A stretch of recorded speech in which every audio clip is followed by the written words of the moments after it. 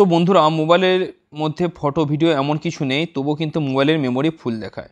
তো সেটাকে ঠিক করবেন কি করে, কয়েকটি সেটিং দেখাবো। তার জন্য ভিডিওটা প্রথম থেকে শেষ পর্যন্ত দেখুন। আর যদি ভালো লাগে তো লাইক কমেন্ট শেয়ার করুন এবং নতুন চ্যানেলে সাবস্ক্রাইব করে রাখুন।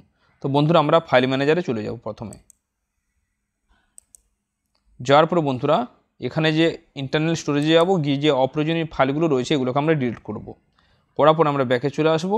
আসার পর আমরা এখানে একটি এপিকে ফাইল দেখতে পাবো, এপিকে ইনস্টলেশন ফাইল, এর উপরে ক্লিক করব।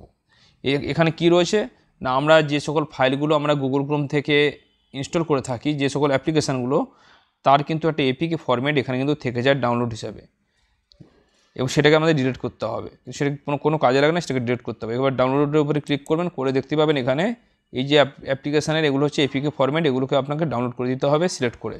এটা ছিল 2 নম্বর সেটিং। তারপরে বন্ধুরা আপনাকে এখান থেকে চলে যেতে হবে রিসাইকেল বিন।